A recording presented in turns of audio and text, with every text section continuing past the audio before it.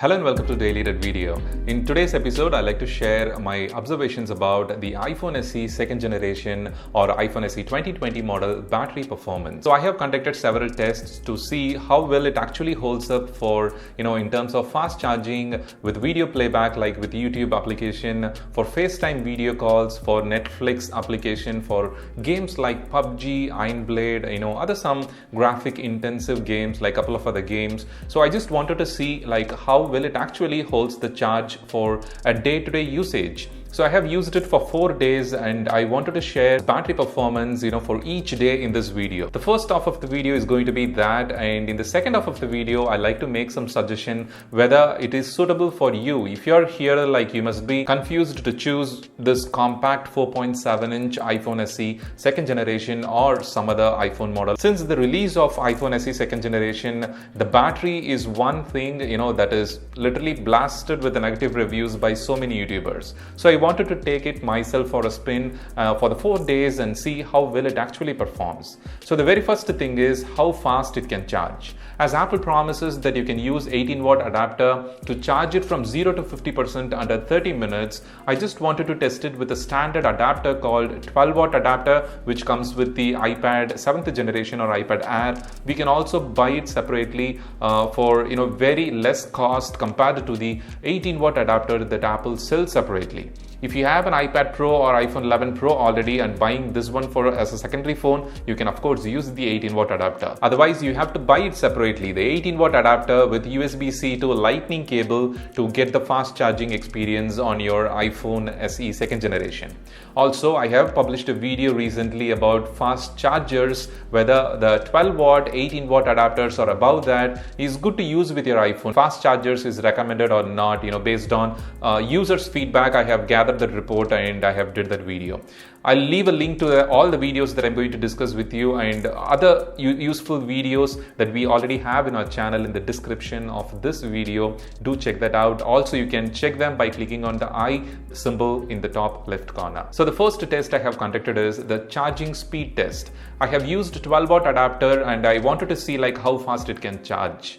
So I drained the battery for the entire day on the day 1 and I let the battery to reach 18%, like around 20%, and see like how fast it can charge up to 80%. The reason I have set the mark to 80% is when we have optimized charging on, depending on the previous day's usage, your charging speed will be different from 0 to 80%, and after 80% the charging speed will be faster or slower based on your previous day's usage. So I don't want to mix up the data or confuse you with wrong data. So I just wanted to stop it with the 0 to 80% or 20 to 80% to make this particular test very sensible. Alright, the first test result that I have got is around 10:47 a.m. the battery reached 18% and I have put it in charge for some time, like almost till 11:34 a.m.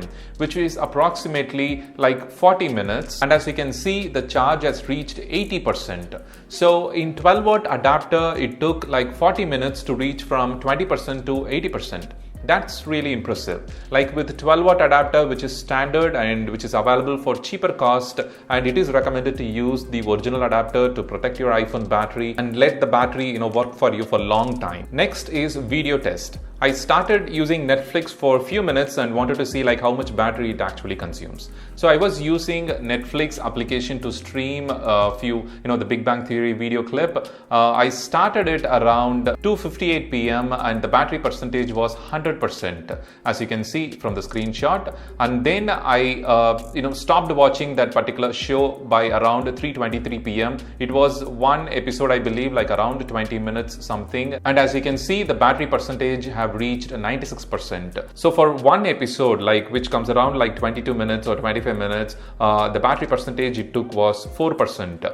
I was using Wi-Fi, and if it is mobile data, you will see some different results. Like the battery consumption will be extra 1 or 2%. With LTE modem active, it will consume a little more battery. The more components that you use with your applications, the faster the battery drain will be. And as you can see in this example, like while watching one song which comes around like 5 to 6 minutes. With YouTube application, the mobile data took like 2% of battery, and with Wi-Fi it took like 1% or little less than that. So whenever you have Wi-Fi, it is recommended, like whatever phone you have, it is recommended to use the Wi-Fi available over there at your office or at home, to save some battery. And the next one is video calling test. So I have used the FaceTime to call my friend, and I was using it for almost like 40 minutes for video calling, and the battery consumption was like 41%.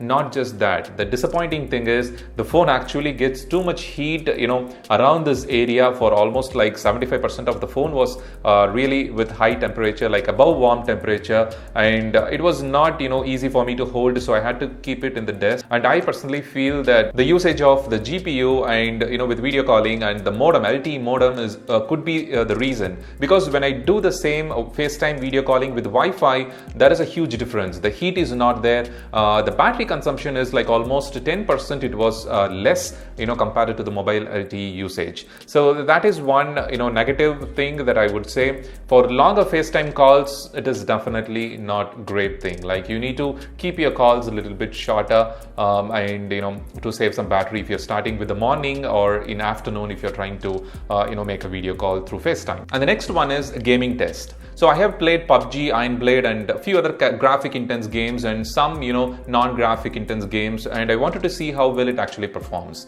For PUBG game specifically, which uses most of the components, the high GPU power, and to uses the full A13 Bionic chipset graphics and CPU power. So it is an online game. It is fully an online game, and I wanted to see how well it actually performs, and the results were pretty impressive. For average of 17 minutes, I saw the battery drop of 8%.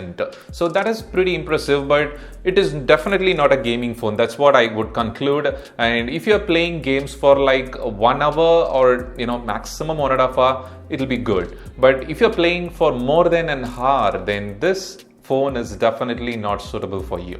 So this can handle very well because of the A13 processor, which comes with the iPhone 11 Pro and 11 Pro Max phones. Then this is definitely capable of doing all the graphic intensive tasks. And the final thing is day-wise battery performance. How will it actually performed for overall usage in the past 3 days? And for all the usage, phone calls, messages, I had very less number of phone calls and messages, but how will it actually holds for multimedia consumption?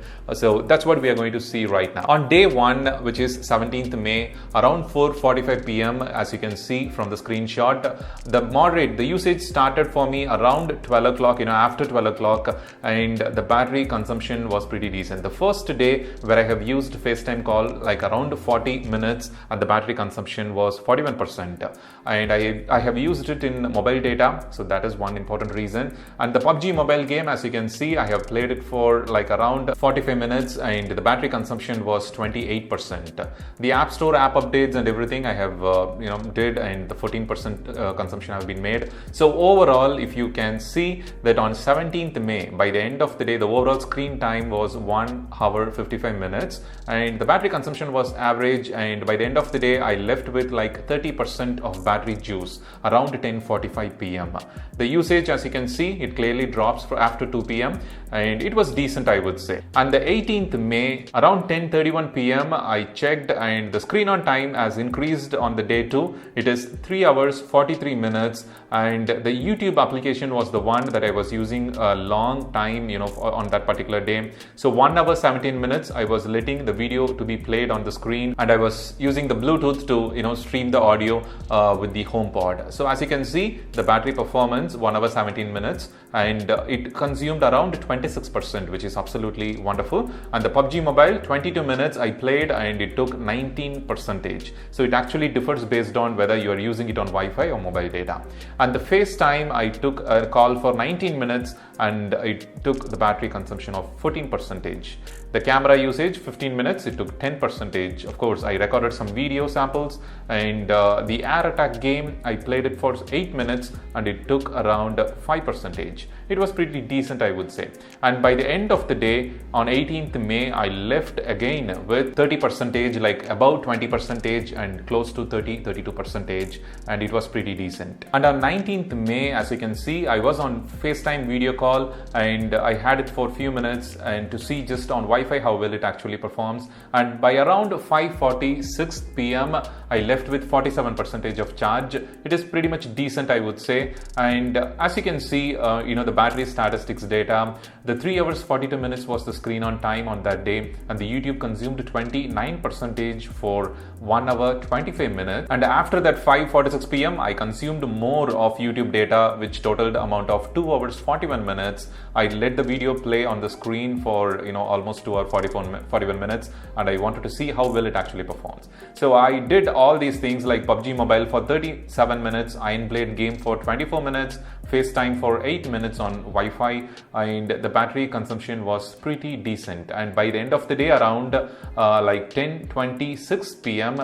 I left with like 31% charge on, exactly around 10:26 p.m. So the conclusion is pretty simple.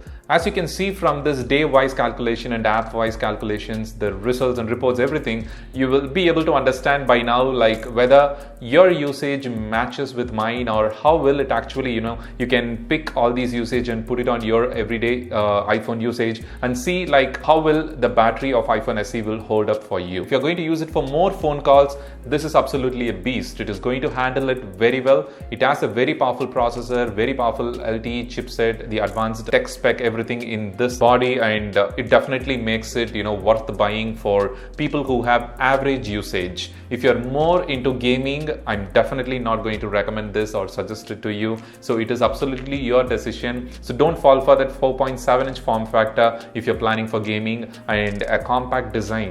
That's what most people need. And people who are coming from iPhone 6 or 6s and want the same form factor, this one will definitely be a rock star for you. If you're okay with some extra size and more battery, if you want more battery, then definitely pick the suggestion that I have made in our iPhone SE versus iPhone XR recommendation video. So go for iPhone XR or iPhone 11. That is of course an increase in budget, but it will work for you for a long time. So that is what important, and it will be your best companion for the next 3 to 4 years without any problem. And just like anyone else, I do wish that Apple really made this much, size of iPhone SE second generation with the same size of thinness in the body of the first generation, and with bigger battery in this iPhone SE, instead of making it thinner and smaller, maybe to sell their iPhone SE smart battery cases to fit with this design similar to the iPhone 7 or iPhone 8, I believe. So anyway, what do you think about this battery test results, like whether it helped you to choose the best iPhone for you today or not? Feel free to comment below, and don't forget to subscribe to our channel. Thanks for watching. Have a wonderful day.